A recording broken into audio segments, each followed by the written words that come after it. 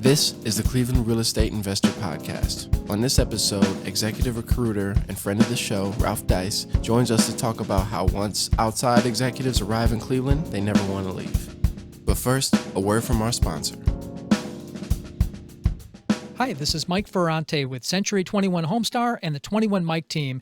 And let's be honest, sometimes selling a house can be a real hassle. If you're in the Heights area, you have to worry about those pesky point of sale violations. You have to do other preparations to get your house ready for showings. And what about staging? That's why we work with Riley Painting and Contracting to help sellers get top dollar for their house. So give us a call at 216-373-7727 or email info@21mike.com. The 21 Mike team, your one-stop shop for buying and selling.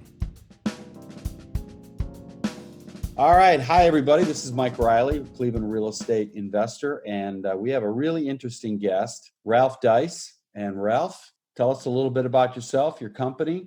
My company is called Dise and Company.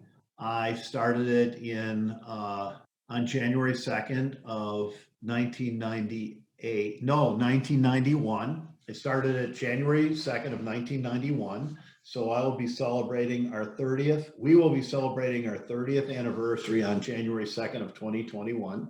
And our business is executive recruiting, corporate outplacement, and executive coaching. So executive recruiting is when an employer needs to hire an executive. They engage us to understand what they need in that executive and then to go out and find a number of candidates for them to interview. So typically we'll conduct, let's say, a search for the CEO of a company. We will identify potential candidates. We may talk to 150 people in the process, and we'll get maybe 10 candidates that we really like. We'll interview them intently, and then we will present 3 to 5 of those candidates to our client, and they will interview those candidates and select one to become their new president.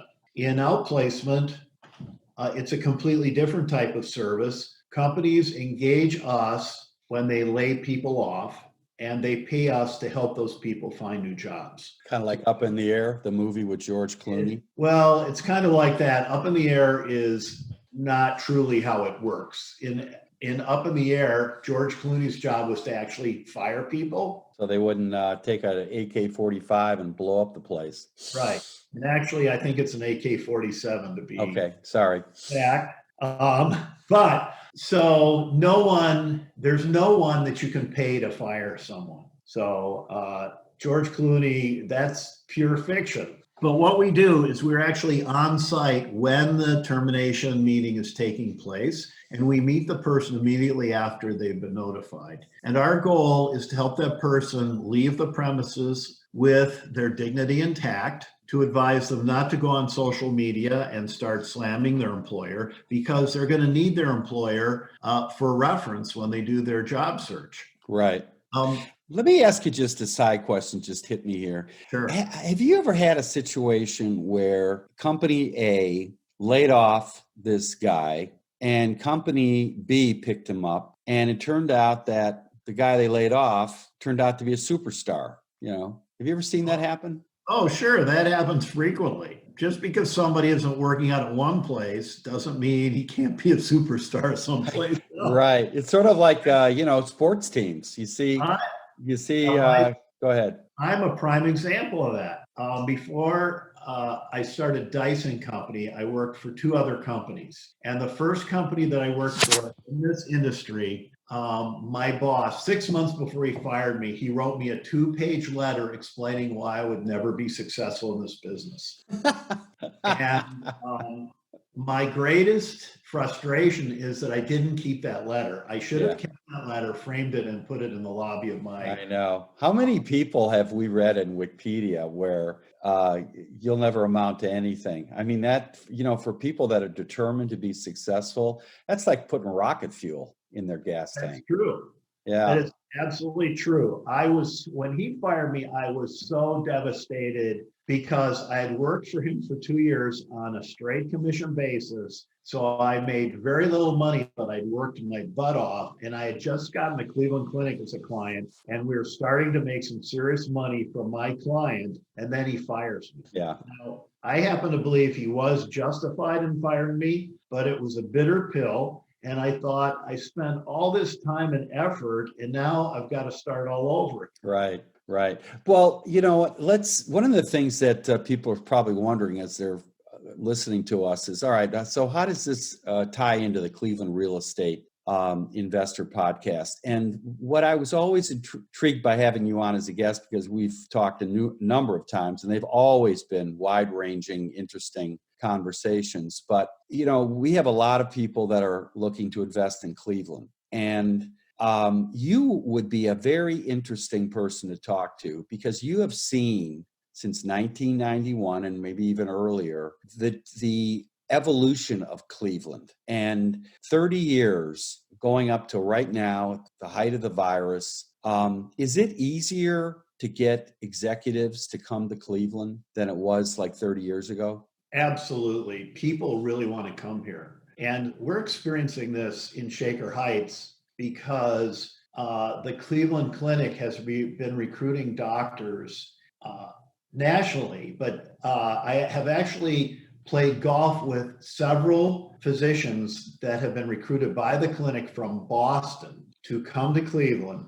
And they can have such a much better house, and their commute is 10 minutes to the office from Shaker Heights. I mean, how can you beat that? Yeah, or a bike ride. Exactly. Yeah, no. And they can afford to, if we have football and baseball and basketball, they can afford to go to those events because they're relatively inexpensive. The drive downtown is without any hassles whatsoever. It's inexpensive to park, and you can be home in no time. I mean, how can you beat Northeast Ohio as a place to live? But so, without sounding like homers here, where we're Chamber of Commerce, rah, Cleveland, that's always been the sense that I've had in our contracting business when people move in. 20 years ago, people would move in and they were actually pleasantly surprised how good it was.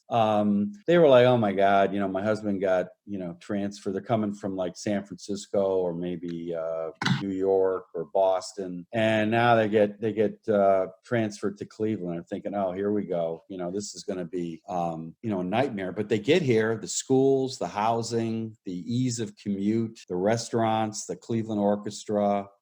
They're like, thank you. This is so much better. And I think now, lately, the word's getting out.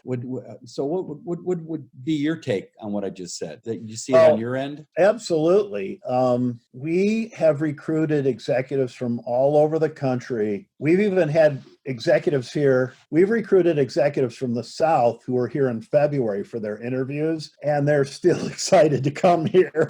Yeah. There is Jones Day has someone in their accounting organization that they transferred from Houston to Cleveland. And when he and his wife were telling everybody they were moving to Cleveland, people were going, well, what are you moving to Cleveland for? And they said, well, first of all, the summers are not as hot as hell as they are here in Houston. Number one. Well, how about winters? And they said, well, you know what? It'd kind of be nice to experience a change of seasons. We're looking forward to it. Yeah, interesting. And, and then, of course, you've got this whole global climate issue, which is really becoming a more of a reality out in California, out west. There's a story, and then just a couple days ago about these two gigantic glaciers that are separating. They're projecting sea levels to rise as these glaciers melt. And here you have Cleveland adjoining a lake, and we've experienced, this year we've had a couple of hot days, but hot days for us is 90s.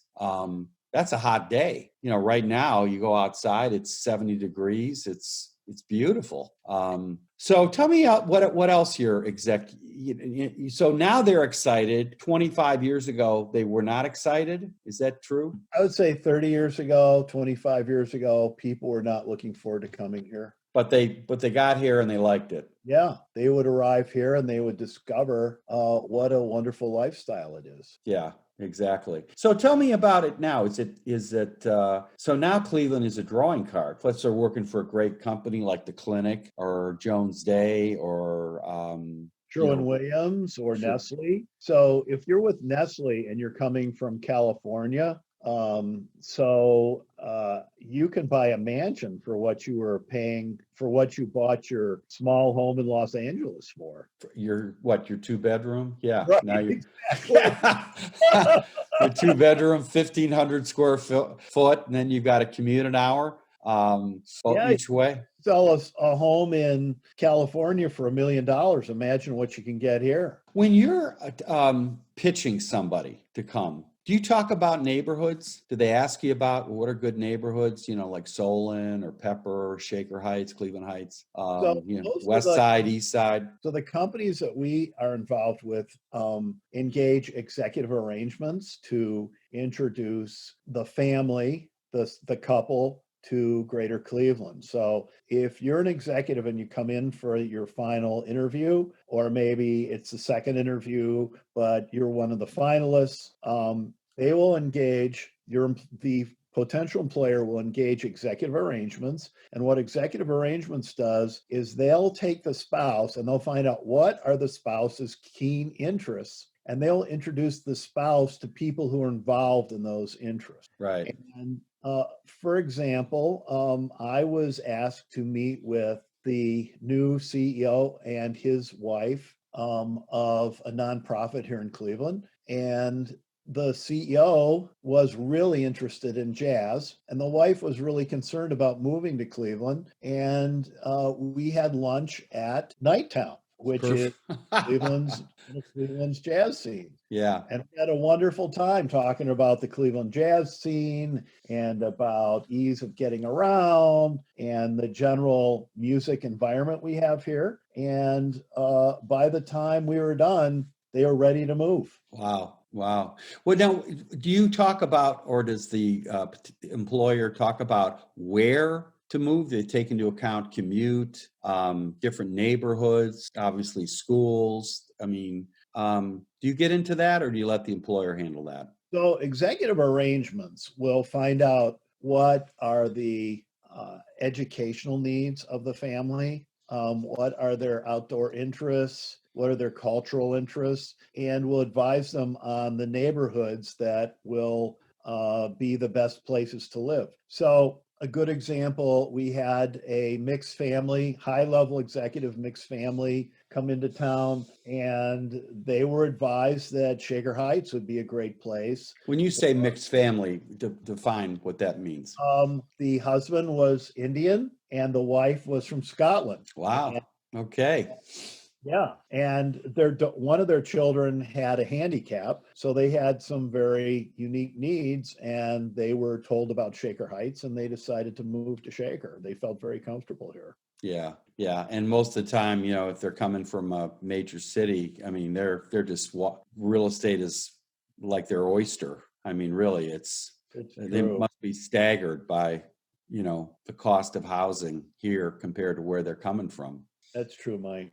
That's more the norm. So Yep. now when you get into schools, like for example, do you have a relationship with the private schools, the US's, HB, Hawken? When I say US to you outside investors, I mean university school. These are all very, very elite private schools. And Cleveland is just stacked with great private schools. Do you have a relationship with those schools or contacts where they could talk directly with the school? Yes, we do. Okay. And we work closely with the private schools in town.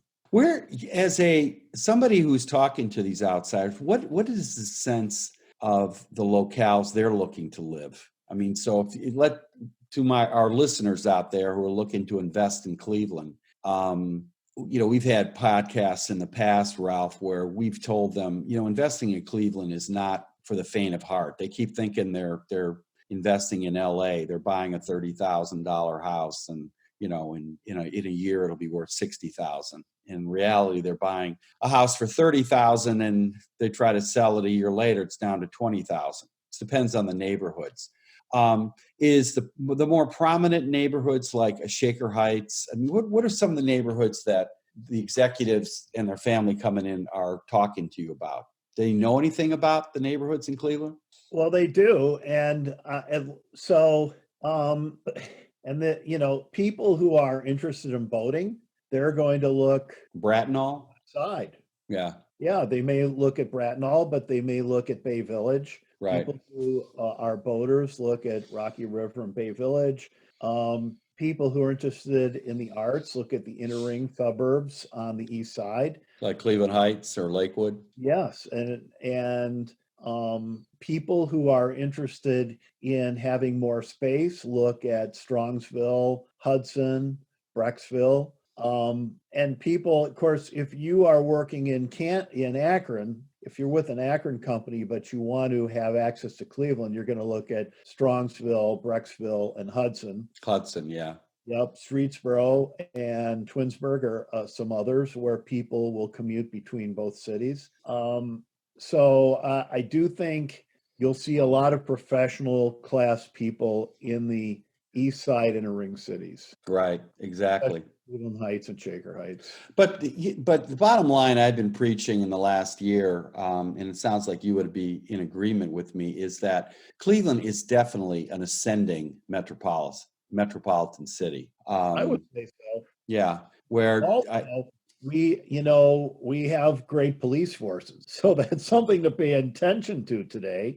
right, I mean, the Cleveland police had one disruption recently downtown. It was the only day that there were issues, whereas other major cities have had day in and day out of issues. So my argument would be that safety is an important aspect of living in our town. well, I think I live in Cleveland Heights, and you live in Shaker Heights, and I think we could both say the same thing about our respective communities, is that they're diverse. Yep. And so is the police force. I mean, there is a lot more emphasis on community policing in those two cities. So there's a lot more interaction, with the neighborhoods. And so when the Black Lives Matter protests happened in Cleveland Heights, I mean, they coordinated with the police. The chief of police was there. Everybody got their, make sure we understand what you need and we understand what you, and it went on without a hitch.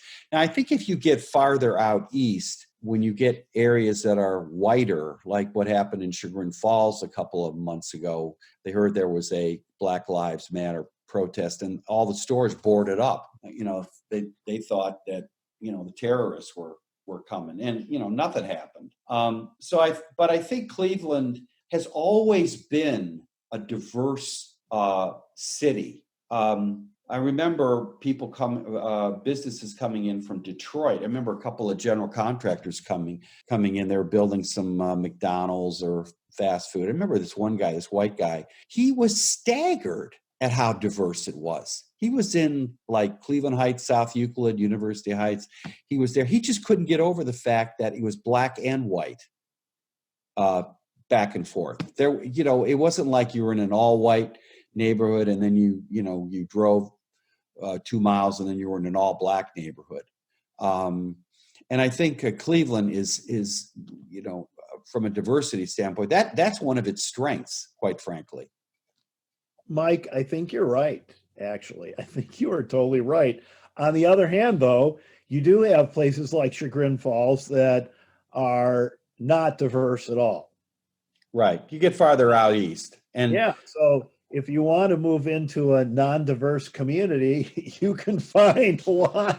Exactly. No, far out west, Bay Village. Yep. Avon. Yeah, and I think people make I quite frankly, I think Chagrin Falls is a little different. I mean, that's been around for over 100 years. So that's always been like that. But I think the surrounding areas out east, I mean, people are making a conscious decision. A lot of them are saying, you know what, I just don't want to have to deal with the urbanness of the inner ring suburbs. And, that's fine. That's a choice they make. But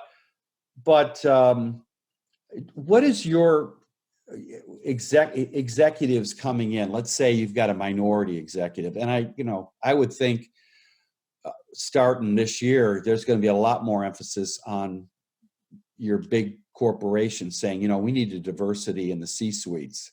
So you see that happening as a result of Black Lives Matter and the whole. Actually, we saw it before. Okay, one of our specialties is recruiting diversity candidates. So we've brought some top flight people into town. And if you're asking where do they live everywhere. They're not thinking as a senior executive. They're going to be looking at the same places that senior executive white people are going to be. Exactly. Yeah. No, I've seen that. I've seen my Black customers, longtime Black customers, 10, 15, 20 years ago, when they thought things were tipping the wrong way, they said, I'm out of here. I'm moving to Solon. Yeah. So that wasn't a racist statement. That was a statement on crime and safety and quality of schools. So, I hear you. That doesn't surprise me. And I think from what I've been hearing and reading in the last 6 months, you're getting more and more of, top Black executives speaking out and saying, hey, you know what? Listen, I just want to say I didn't want to make waves. I've risen to the top.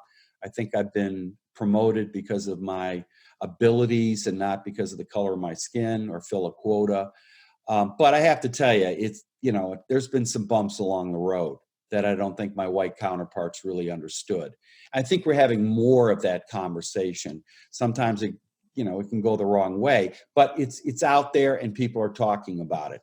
And, and that's always going to be Cleveland's strengths, because when Mike White came in back in the 90s, I was telling outsiders about Mike White as a mayor. The guy was fantastic. He went out to the West Side. He got a tremendous amount of white vote support, and he I think laid the groundwork for the strength that Cleveland has as a diverse city.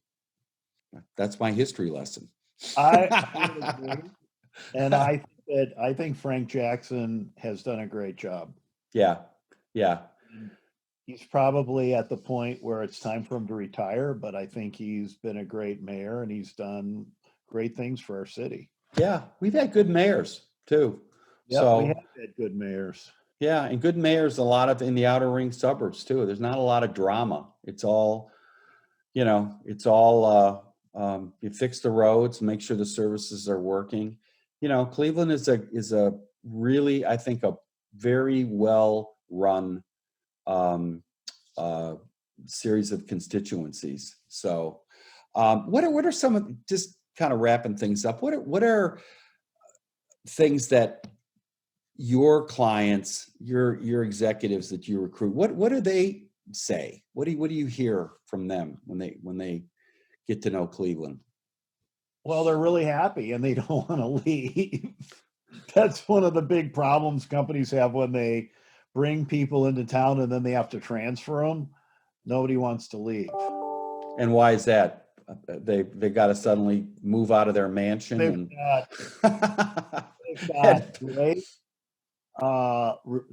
So we're friendly. You can move into Cleveland and you can be embraced by a community and put down roots very quickly. That, I would say, that's the case for 80% of the people who move here. Every once in a while, I'll come across someone who says, well, people just aren't very friendly here. But for the most part, you move to Cleveland, people are going to welcome you. They're going to engage you socially. They're going to ask you to do things. They're going to get you involved with boards of nonprofits.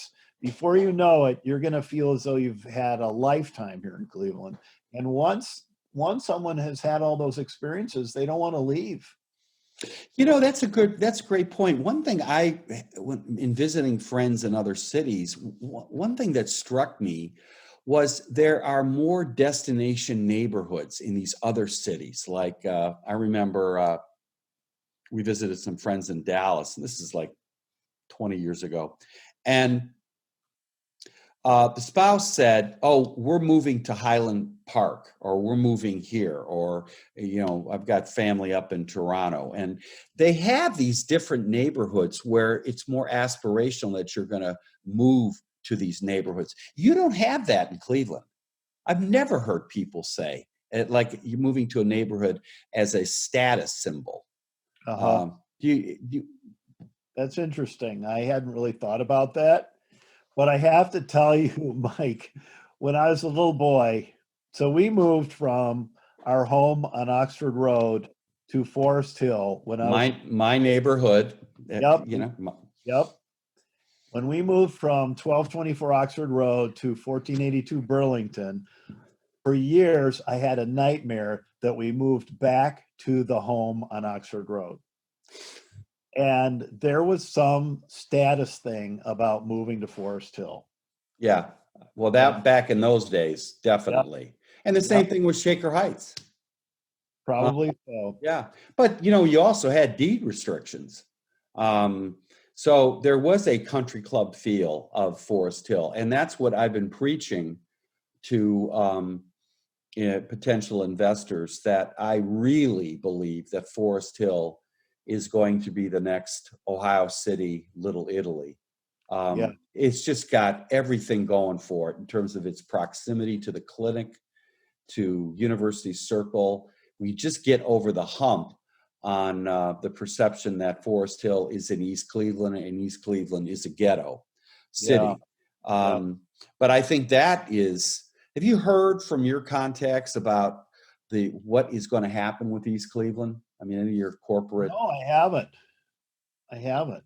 because What? I have a feeling the clinic, once we're past this virus and the medical industry explodes, um, biomeds, virus fighting, vaccine development, and this is where Cleveland is super strong. You're going to have more and more clear cutting of and raising of these abandoned buildings in Forest Hill. You're going to be building out more industrial parks You mean close in to the East clinic. Cleveland? Yeah, in Cleveland, I'm going down Euclid Road, and Yeah, that connects itself to Forest Hill. yeah, it does. Anyways, so your final thoughts on to investors um, who want to buy some property in Cleveland. If you were counseling friends saying, "Well, I want to invest in some neighborhoods here," where would you suggest? Well, I'm with you on Forest Hill. I think that it's a great buy. Um, I I don't really know, Mike. I don't Okay. know that much about the neighborhoods, really, except when I'm talking to people about where I think they might enjoy living. Right. Can you Um, recount any stories from your executives? You see them a year later, and where they ended up living. Anything pop into your?